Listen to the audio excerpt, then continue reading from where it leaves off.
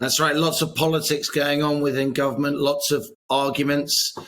It is meant to be just a spring statement, which is a kind of routine parliamentary event, but it's rapidly turning into probably the most important budget, if you like, in the last 10 years or so, the most important financial statement in the House of Commons, in my view, since the global financial crisis in 2008. And you're right, front and centre is the cost of living crisis. We've been talking about that for many, many months here on GB News, haven't we?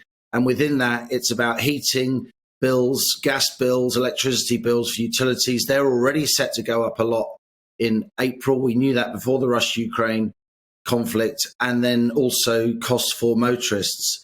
And here's something. I interviewed Kwasi Kwarteng for GB News at the end of last week. It was his first sit-down interview as business secretary.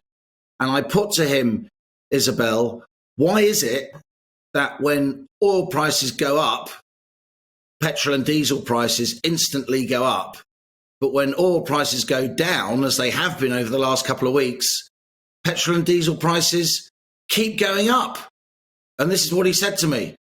GB News viewers and listeners write to me and ask me, why is it, Liam, that when the price of oil goes up, petrol and diesel instantly goes up a lot on the forecourt, but when the price of oil eases back slightly, or quite a lot as it has over the last week, petrol prices and diesel prices stay the same? What should I tell those GB News viewers and listeners? I think we should get more information about that, because I hear that anecdotally, and I think it's really bad and wrong for companies simply to be, keeping the high prices to reflect higher prices, and then when those come down.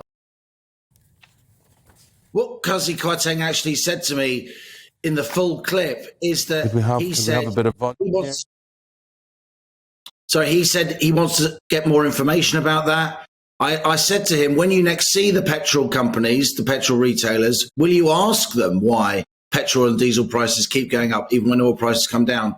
And he said that he would. So when he tells me, I'll tell GB viewers and listeners what the explanation is, because I know many of our viewers and listeners are absolutely furious about the fact that petrol and diesel prices keep going up even when oil prices come down slightly.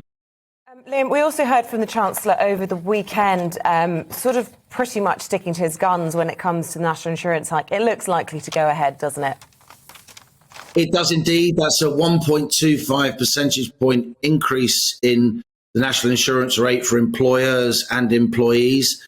That will cost somebody on the basic rate of income tax a couple of £100 a week, instantly taking away that couple of £100 a year, that taking away that couple of £100 that he's giving to help us with our fuel bills. If you're on a higher rate of tax, then it will cost you about £700 a year. It seems, Rishi Sunak is a chancellor. He wants to be a kind of small state chancellor. He's often presented himself as a Thatcherite. Of course, he spent huge amounts of money during lockdown on furlough measures. Some people will say he didn't have much choice.